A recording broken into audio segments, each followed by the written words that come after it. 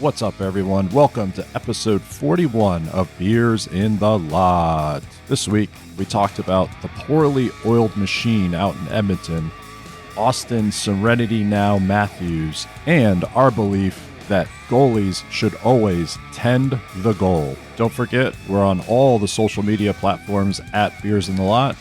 You can join us for conversation, chirps, trolling over at beersinthelot.com/Discord. And if you want to get in touch with us or find out any more information about us, head over to beersinthelot.com. All right, let's open beers. All right, here we go.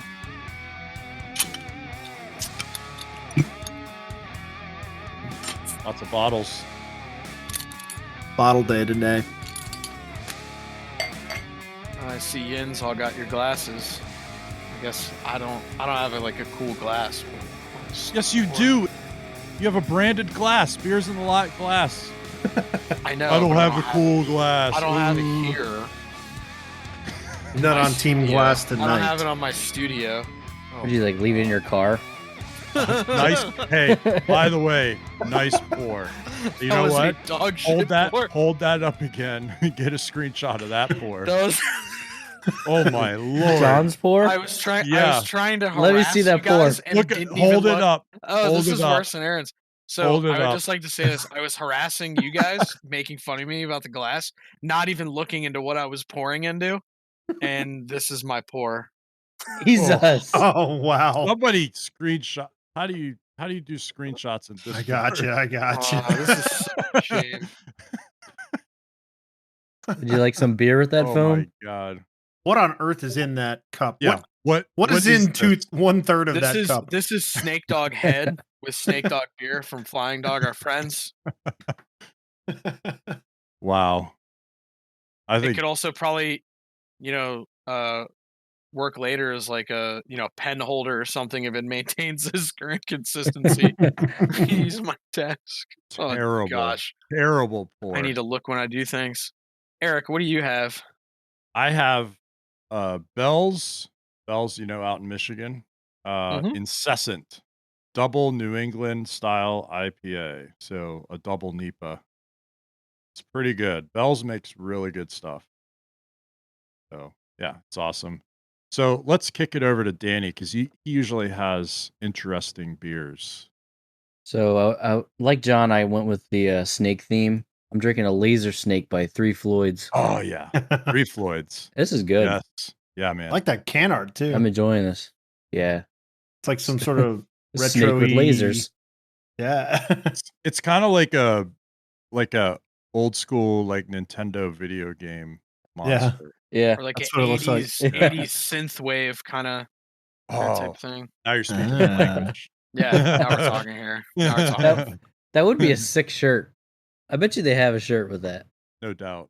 That's awesome. That's a brewery I want to go to sometime. They're out in Indiana. I want to go. Oh, that would be awesome. Check them out. Yeah.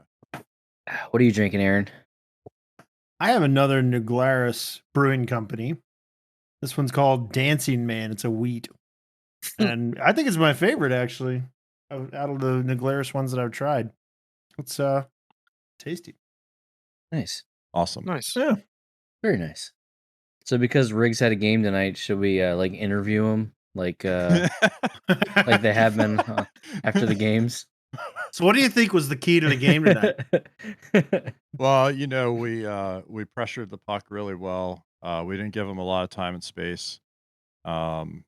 We got pucks in deep, got behind their D, got pucks Also, in front of the net. And importantly, what was the result of your game? Who won? 11-3 attaboy. Oh, nice. 11-3. Ouch. Yeah. So we definitely got pucks deep.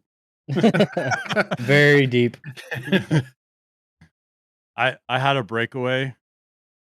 And I'm one of the slowest guys on the team. I got a breakaway. And I didn't know what to do because there was no one usually guys catch up to me because I'm in that league, I'm not that fast, right? So usually guys catch up to me. So I didn't know what to do. I was like, should I go high? And then I saw his 5-hole and I was like, I can make that. And I went to shoot and I hit his stick And John's making a face because he's just drinking straight snake dog. I had to get it. I just had to get it. Like, You distracted me. sorry. Anyway, much like I was distracted in the game, I tried to shoot 5-hole and I hit the goalie right in the stick, and then he fell over. And it still went in. No, it didn't go in. Oh. I had one on a rebound, and then I had the 11th goal in an 11-3 game. Who cares? Anyways, The important goal of the game. yeah. Who cares? Can we talk about how Auston Matthews, Big Poppy, has adopted Frank Costanza's Serenity Now approach to the playoffs? Every scrum, he's got a huge smile on his face, big shit-eating grin. Serenity now, Serenity now. Yeah. Auston Matthews is not even. It's kind of interesting too, like about that, because like Ben Sherratt, Weber, they all are trying to get under his skin or get him off his rocker, and he just has this massive smile on his face. He clearly is not. He's not giving him any ounce of justification to keep doing it. It's almost. It actually hurts the Habs more by them still trying to get under his skin, because it's not working. He just mentally he's not there. He's more fixated on putting pucks in the net, doing the right things to win the games. He doesn't even care about the scrums. Which is a good way to approach it, because it's working really well. The first one that we saw, it looked like he was like a kid on a carnival ride. Yeah, It was just going a little too fast for him. But he still had like the huge smile on his face. Yeah. And he was just getting shit whipped around. Yeah, that's Oh what my Weber gosh. was like. He was It's so like funny. ragdolling him from the back. Yeah. And it almost looked like one of those kids like in the harnesses, you know? Yes. Because they're too crazy and the parents just keep pulling. Like Mini Me, They're Doc, yanking remember? Like, caught me a marlin, yee, and he pulls him. You know, like that's essentially what it was. But Matthews is just laughing, and then the one that Rigsby touched on with the Serenity Now, he was looking up at the ref at one point, just saying like, "I'm not doing shit." He's just like there. No, He's he just was- like, he was like getting pulled down by what's his face? Like Weber was on the ice, but he was like I think it was Sherratt, maybe. he was with Marner. So like Sherratt was like falling down, and he's pulling Matthews, but it was real speed, but the fall was like slow motion. And like he's just, I'm going down now, and he has like no expression on his face. And then the ref comes over. I don't know which ref it was. He comes over, and he looks down at him, and Matthews is like, "What? I'm not doing shit. I'm just lying here. Like everybody else is going crazy. I'm just lying here. Serenity now, Serenity now." Yeah, it's just I love it. It totally reminded me of the Barnaby and Doig fight from 2003 or whenever it was. Yeah, Barnaby's just laughing at him. Little bit different though, because It's a little different, but it's still the big, the smile on his face. big and everything. smile. Yeah. Well, I think too, if you're the Leafs, you're probably pretty happy because Big Willie showed up to play in the playoffs. Yes. I mean, he has been a stud each and every single game. 4 straight.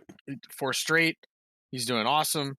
Alex Galchenyuk has looked like a totally different player than what we have seen him in the last couple of years. So whatever work the Leafs have done, whether I know there was some skills coaching because I've seen some stuff online, like kind of about his skating position, certain things like that. So he's better. Kerfoot's playing awesome. That JT's out, unfortunately. Yeah, Galchenyuk looked really great getting that empty netter right now. Well, no, but I'm talking about everything else. Like I'm not. Yeah, I'm not talking about that. I'm not. I don't count those as points. So I'm talking about everything else. The NHL does. Yeah, I'd like to work on that at some point, but excuse me, sir. I'd like to amend your record books. Show up as like an auditor for the Anti-Empty Netter League Association. Show me all the empty netters. I know. You're gonna do that with Mario? Yeah, I'll do it with anyone. That means he And didn't score 5 goals 5 ways. Well, yeah, because you can only do it 4 ways. Empty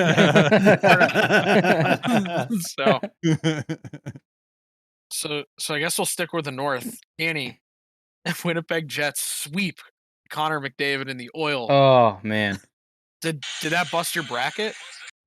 I think it did. I was sleeping on the Jets. You were sleeping? Mm-hmm. Oh. The only thing I was upset about that series is I picked the Jets in 7. I did the same thing. I'm upset they swept them. I was so devastated.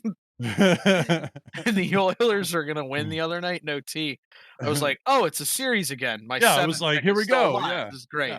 yeah. And And no. not. No. It was so glaring, the issues for Edmonton in this series, though. And it was the same stuff that everyone said at the beginning of the season, early in the season when they had hiccups. That they're only 2 players. There were only 2 players. Their defense isn't that deep. Their goaltending's Goaltending's an issue. Mike Smith was washed 5 years ago. Yeah. Like, I mean, come on. Well, and the other thing too, so if you're, I think UFA free agents, I know Freddie's on the market, and I think like Darcy Kemper that come to mind immediately. Like Anderson, sure, but if Anderson sticks where he is now, or somebody else comes in, what are you going to do? You going back to that well again for Edmonton? I think that the market for goalies is pretty thin right now. If you look at That's different from how it was like a few years ago, even. If you look at how things are going right now, especially in the playoffs, like how many goalies have been responsible for outright losses? I can think of one. I can think of 3 games between 2 teams. Yeah. You know, it's so, yeah, I don't know, man. Like Edmonton is in a tough spot. We were talking today and we were looking at the draft picks that they had over the years, the number ones, and John's going to go pull that up real quick. So I just did paper notebook. I just kind of did like a quick list of players that jettisoned from the Oil in the last couple of years, and it was in no way like, I'm not saying anything bad about those players when they left, but if you kind of just take it after they left, maybe it was different coaching staff, deployment, etc. And then I'll get into kind of their drafting very quickly, and I'm going to hit it not super crazy because we don't want to beat a super dead horse.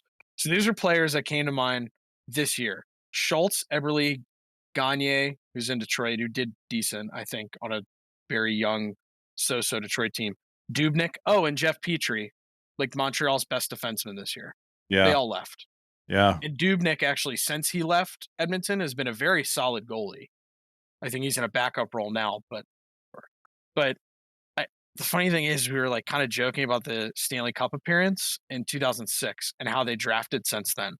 So this is when they've gotten a goalie, which is their biggest glaring issue. In 2004, they got Dubnyk in the first round, 14th overall. That was their highest goalie pick that they've used since 2004.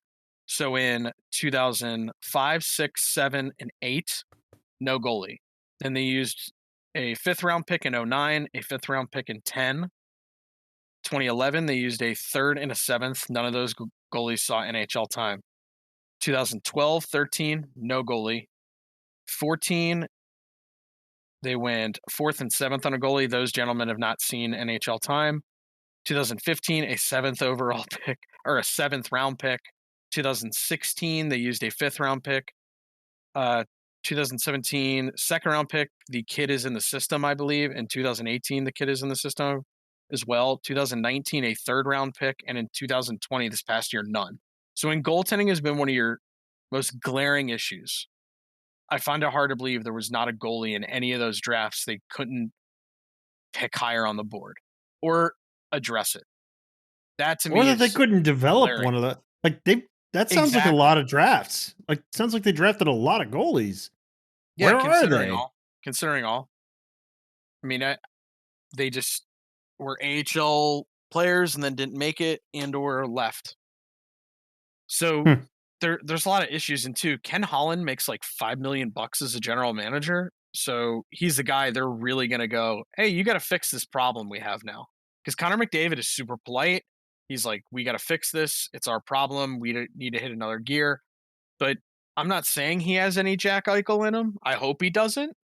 But at some point, when does he get fed up? When does he get fed up? Because it's trade me right fucking now. And the other thing too, I hate saying this. They were really super safe the last couple of years at the deadlines and in the offseason. They were very safe with their selections. Like you kind of look at Jim Rutherford. I mean, say whatever you want about him kind of burning the farm down. But if he felt his team was close or needed something, he was not afraid to shake stuff up. They went with a super vanilla, easy pick in Dave Tippett. And I like Tippett. He's a good NHL coach, but like, has he really done anything for that team? Like, has he really been able to get anything else out of him? I don't think so. It doesn't do anything. And I don't like seeing, I mean, I'm sure we're all sick of it too. Like, I'm sick of seeing like these Steve Yzerman or like, early Detroit Red Wings kind of comparisons. Like those were stacked freaking teams. Like it didn't matter what some of those players did. Like they're like, oh, well, Stevie Y kind of revolutionized his game. No, he didn't. He had Fedorov and Larionov and Hull and, I mean, geez, I'm forgetting 250,000 players they had that were good in those eras. Like, like they had a million players. I know. They literally had. That's what I'm players. saying. Like you could. I know. You could. That's what I'm saying. I'm exaggerating, obviously. You can go down the list and just pick all the players on that team. There were great NHL players at that time, or very serviceable. Yeah. Outside of like Draisaitl, McDavid, Darnell Nurse, Ethan Bear. Okay, he's better. He's a young defenseman. Whatever. RNH, and Yamamoto. And Yamamoto, he played on the fourth line last night. Nugent Hopkins had a little bit of a resurgence this year. He had been sort of quote unquote underperforming for the last couple seasons, if you follow any of the Canadian media or whatever. Yeah. So like who knows, man? Like that organization over the years, they've just been so disappointing on so many levels. Right, I don't even know. Like, there's and no they've other had word. exciting players too. Like that's everybody was so excited for Nail Yakupov and excited for Connor McDavid, of course. And to see them underperform is so Taylor Hall. I'm leaving him out. There's another 249,580 players that I'm leaving out. Yeah, so disappointing. Well, and two, I almost got her. No, I was going to say that, like, if you look at an organization like the Avalanche, where they've gotten, a couple of exciting players in McKinnon and Landeskog and etc., they're performing. They're doing something. Well, look at their like shit. Look at all four, like their top 12 forwards. Like, right. You could take those lines. You could take their bottom six and probably fill out second lines on most of playoff the NHL teams. clubs. Yeah, exactly. Yeah, absolutely. And so, I mean, they've got. I think they have. John, don't they have? They have like Nichushkin on third line or something, right? Yeah, he's playing third, and then I think he's playing like second PP here and there. Yeah, like so. He's a second or a top line player on a lot of orgs. He was a top six guy in Dallas when he was there, wasn't he? Consistently, not a little bit consistently. So it's like if you build your team with 4 lines of depth up front, and then they obviously got lucky through where they fell for draft picks, and then how they traded for draft picks, and they got Cale Makar, right? And then they have Gerard, and they have all the other cast of characters back there. Like, that team is just so deep. It doesn't matter. Like the other night, not the fourth game, but the third game against St. Mac Louis, didn't even get a point. The top 6 did nothing. Didn't need to. Yeah. The bottom 6 won the game, and it wasn't even close. Yep. So, like, and it's because you can't cover everybody. Like, no, if you're No. if you're that deep, then it doesn't matter who has a bad night, because so long as one of your lines has a good night, then they're going to score enough goals. That team, I said it last week. It is a runaway train, man.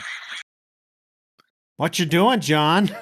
I went to the NHL.com app and it had the last highlight I was watching. Sorry.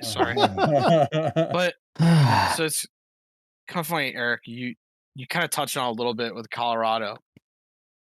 Think about who's at the top of that organization.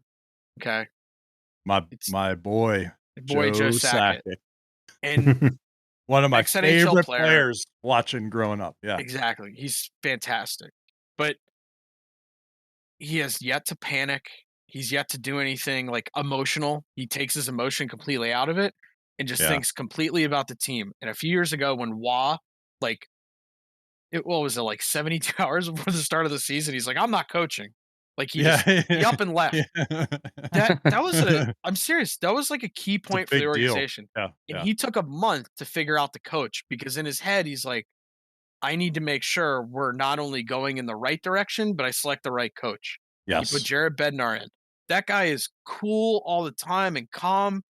He just looks very reserved, and it wipes off on his players. Another thing too, like you kind of mentioned with Gerard, they fill needs constantly. They're always looking at like plug and play. And it's also not, I like with the team too, like they, if McKinnon's not going, someone else is going to try and figure that out. They're going to plug it in. And if you look at the way Edmonton has been ran, and we're not NHL insiders or anything, but they have been ran by ex-NHL players. Not that there's anything wrong with that, because there's a lot of those guys around the league, but maybe those ex-NHL players who were in the organization weren't the best fits, and they ran it like a country club. Right. And I think that was a severe detriment to them. Yeah. I mean, Mac T was a good coach, but they had Kevin Lowe at the top for a long time, and I don't really know what he did.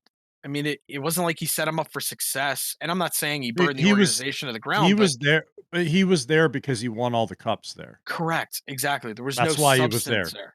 Yeah. That's why, I mean, look, okay. The great one, Wayne Gretzky, he had a VP role in the organization because he was Wayne Gretzky and he was with the Oilers and all the stuff and the cups and everything, right? So they were doing a lot of that kind of stuff. And clubs like Colorado, they respect the history, right? But all the decisions that they make are for the benefit of the franchise and for the team. And how do we win a Stanley Cup?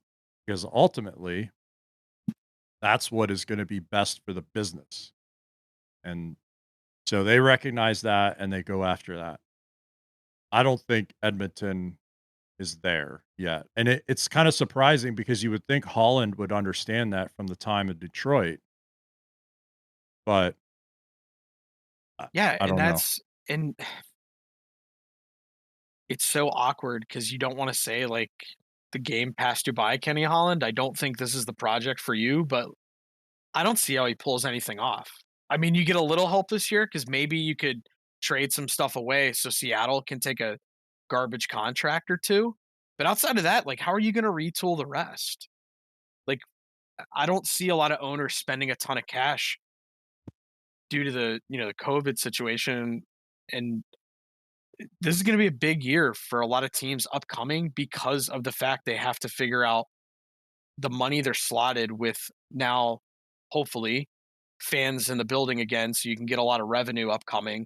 Yeah, but the cap's not going up, right? Cap's not going up, yeah. So you gotta figure out where you're gonna find some money here. Yeah. So it kills me because Connor McDavid's gonna be what, 25 next year? So you're hitting those peak years. It's like, yeah, I don't want him to be like Jumbo Joe.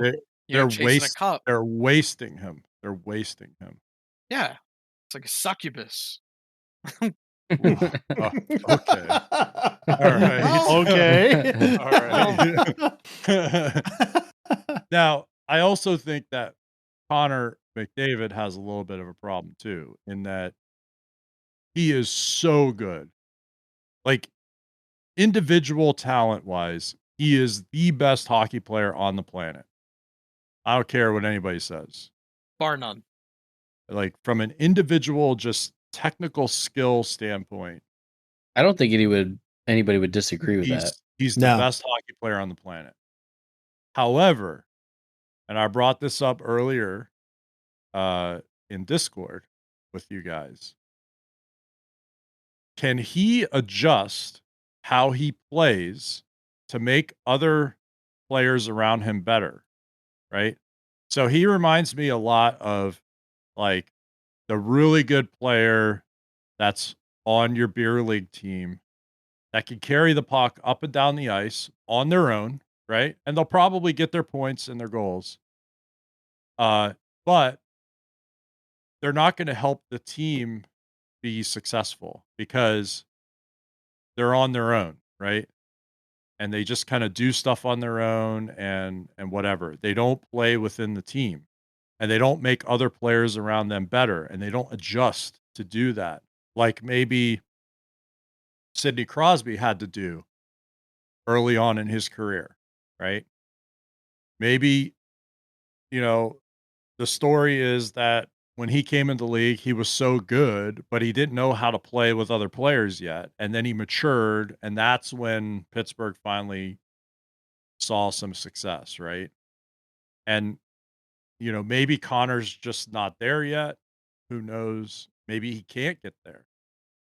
I don't know. Like, I kind of feel like he's that player that is so good that he could do all that stuff on his own, and that's great. But then when you get to playoffs and it's that tight checking situation, he becomes virtually invisible. What did he had like a goal in that series? Yeah. He had 4 So points, but think about it. He was him and Draisaitl were shut out for 2 shut games. down. They were shut Completely. down. Yeah. Yeah. So 4 points in 2 games, you're like, wow, that's great. But So I Can't think do it off one player. you can't. as much as like the organization has to get help for those guys, which they do, like the roster is, I mean, it's those two and nobody else. Yeah. But maybe he has to adjust how he plays to kind of help other people that are around him play better. Well, the one I thing agree. too, Tippett did this year. He ran with the 2 horses on the same line. Yeah. Maybe you just gotta You got to find people that peel can the hang with Band-Aid. them, right? peel the Band-Aid and go, McDavid and Draisaitl, you're going 1 and 2. Yeah. Figure it out. Yeah. I don't know. They stink. They do stink. It sucks. Pittsburgh sucks too, so the Caps. Pittsburgh sucks less. Today. We'll see. Still sucky nonetheless. It's 3-2, better than 4-1, but not by much. By 1 Yeah. game. Yeah. It's just bad. I mean, we've said it kind of all year in a kind of a funny way, like, oh, this is their swan song. Maybe their swan song came a few years ago. We were just too blind to see it. Like maybe this is what you get. Yeah. Ooh. Caps and Pens. This is it. Oh, Like, it's this over. is- The window, it's yeah, over. window's closed. The window, you know what? Maybe the window was actually closed in 2016 for both teams. Yeah. Maybe Pittsburgh wasn't supposed to win in 2017 and Washington wasn't supposed to win in 2018. And or just And- these figments. And they got there because they got bounces, right? Like Oh, absolutely. when I think back to Washington Cup, like they were down 2-0 going to Columbus in that first round, and they won the third game because a puck went off of Lars Eller's ass and went in the net, right, in overtime. So then it was 2-1 and off they go, right? Like you get all those bounces and those things happen and you win, right? And maybe Pittsburgh didn't have the lineup in 2017 that was supposed to win, which a lot of people say, right? Even looking back now. So maybe that window was actually closed in 2016 for both teams. Yeah. Because what have both of them done since? Like nothing. Yeah, I'll make the argument though that the bounce is you know the cliche, you make your own luck or whatever. Yeah, I But- get it. Yeah. On a 7-game series, the bounce count, I don't know. That's not a stat, but if they kept track of what is a home team bounce or whatever, then I bet it's probably pretty even. Except last it's just game- the nature of the bounce. So if the you last will. game, Jari passing to Islanders. You're saying that's a bad bounce, That's a right? bad bounce. That's a bad That's a bounce. bad bounce. No, I'm not saying that. On that one, I'm saying Jari's not good. Yeah. You know what? I'm gonna make this point because I've said it like He bad. multiple times. does And Samsonov. all you guys have seen me yell at goalies when I play D and I'm going down to get a puck and the goalie comes out to touch the puck. Leave Leave it. it. Leave it. Don't Leave touch it. it. I yell all the Leave time. it. I don't even want them to Get back in the leave. net. Yeah, go. Yeah, you've all heard me Tend just yell. the goal. Yeah. Tend the goal. Tend Yeah. the goal. What's your job? Tend the goal. And don't touch the puck unless somebody from the other team shoots it at you. That's the only time I want you to touch If your it. name That's- doesn't start or last name doesn't start with bro and end in dur, Dur. I don't want you touching the puck. Don't touch the puck. Exactly. But- Reach The back back- and stop it when it's going on a hard round. That's it. Get back in net. Oh man. Yeah. The bad part about the Jari goal was that there was a guy to the right of him and there was a guy to the left of him. He could have There dumped was it to either one of Stuck them. in the middle with you. Yeah, Yeah, he's exactly. like, Yeah. you know where I'm going? Right down the middle. There was 2 square feet of ice where he should not have put Oh. the puck. Holy 2 shit. square feet in the whole, Yeah, Rigsby, the whole so on rink. that- I didn't watch. That's I where it didn't. went. I didn't watch. I was. Rigsby, so at a you're saying rink. while Samsonov it was a nice and, tape to tape pass. and Jari are running behind the net, Mr. White is dancing with his razor blade, like while that song is going on. Stuck in the middle with you, just dancing with the razor blade like that. Yeah. Pulp Fiction for all you kids out Mhm. there. Great Such a good movie. film. Great. Yeah, But- but that kind of brings up Yeah. another question though. What goalie in the playoffs right now there's like 2 that you can think of that are like that goalie is going to carry this team to the final. The Vasilevsky. rest, Vasilevsky and probably Grubauer. But Yeah, but Grubauer doesn't have to. He has he's work. got great D in team. front of He him doesn't- too. yeah. Yeah. He doesn't And have that's to the work. thing. It's like there's not like just these stellar gold. Maybe Fleury. Fleury's playing If pretty if- well. Right. If Vegas is going to get past Colorado, Yes, they're Fleury going to have ha- to stand on Fleury- Fleury's yeah. shoulders. Fleury Yes. has to do it. And that Maybe that Tuca. series, especially if it does happen, Mhm. that is such a coin flip because the teams are very even. And yeah. offensively, I still give the edge to Colorado. Defensively, I may give it to Vegas just on they have a few more guys that are a little older, still in their, good years. But then in goaltending, it's still a coin flip because Yeah, but I would give that's- I would give the edge to Marc-Andre Fleury being able to like dig deep and find that thing That that, mojo. he has. Yeah. Yeah. He has that thing like that it factor that he can win series, Mhm. all It's like- well, It's like a warm blanket having him in the back. Like that if the other team gets a breakaway on him, he's got a really good chance that he's going to stop them.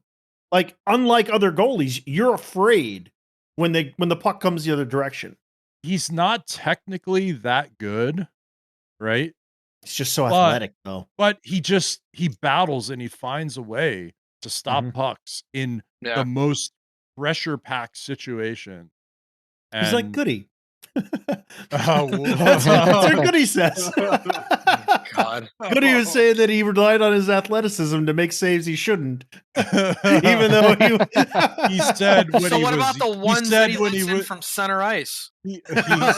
well, man, he's not even on right now. But I know. he said when he was younger, he did that. now that he's older, he can't get away with that. So he has to be more. Ew. He has to be more technical, right? So, but right. Okay. He's not even on. Like John's talking shit. Nothing new. Nothing new. But like that's kind of the thing. Like that's the only like we've kind of said it. Like this is the battle essentially for the Stanley Cup, Vegas and Colorado. That's the matchup we all want to see. I just don't anyone out of the Central that comes out, whoever comes out, I'm sure it's a good team, but I don't see them having a fighting chance against either of those two teams. No, It's not happening. Colorado's a runaway train. they are. Anybody man. who faces them is the underdog. Actually, they did say that. They already released kind of early next round. I think Vegas was like minus, or Colorado actually. Yeah, Colorado was heavy favorite. I don't remember the line on that they released on it, but Colorado was heavy favorite in that already. Not a surprise. Yeah, it doesn't shock me at all. They're so good. So good. And fun. Yes. They're good Like, they're fun to watch. Exactly. They're not just gonna Islanders. like they're not right. They're not gonna be boring hockey and just try and Let's clog clog up the neutral- middle. clog up the Yeah. neutral Oh, zone, Jesus Talk about Christ. trap, Yeah, like all bunch this kind of wet bullshit. blankets. Yeah. No, man, they are just gonna jam the puck down your throat. We're gonna score on you. We're gonna shoot a ton. We're gonna You are hit not- you. You are You're not gonna gonna have the lose puck. fights. Yeah, Yeah. like Yeah. exactly. Like they are Yeah. just You're gonna get It's all- fed some fists. runaway train. Yeah. I love it. They should win just because they're so entertaining. Yeah. It's good for hockey if they're winning. And plus, that's I mean, we always say this, it's somewhat cliche. Like, the league is better when, I guess we're kind of biased because we grew up when Colorado was kind of playing really well. We're like, the league is Yeah. better when they're playing well. Yeah. But yeah, it is. Like, I'm sorry. You Dude, want a I- team like that. When they were winning in 96 and Yeah, it was the first year after the 98, Nordiques move. 98 was 96 was the first one, right? Yeah, Yes. that's what it was because I was like 11th grade. So in high school, I took we actually had Russian in high school, so I took Russian 4 years. I don't remember hardly any of it. I can read a little bit of it still, but I can't speak it or anything. Well, yeah, holy shit. And so Ovi versus Samsonov.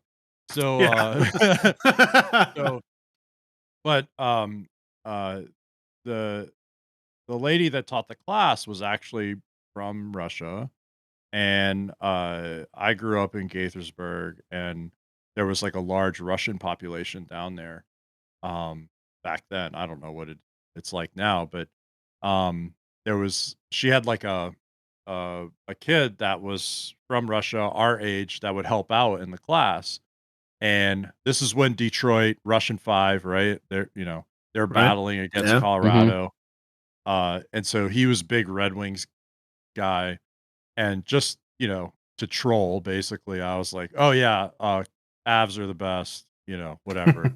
I actually I saved up, like, I was like babysitting kids in the neighborhood or whatever, and I saved up money and or got birthday money or whatever it was, and I went to like the local uh sports department store in the mall and got an Avs jersey, and I wore it to school and like all this stuff. I got into the Russian Honor Society in 11th grade.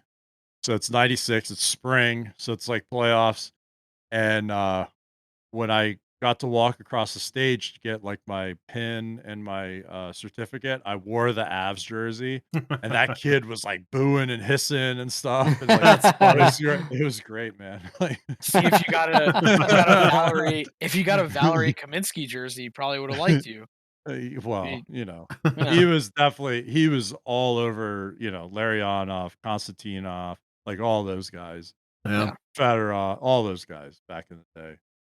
So, yeah, like that mid 90s run of Colorado and Detroit, like that was formative. That was formative for amazing me. hockey. Like that definitely influenced me as I like got older and kept playing and everything. I have a burned in image of Claude Lemieux fighting.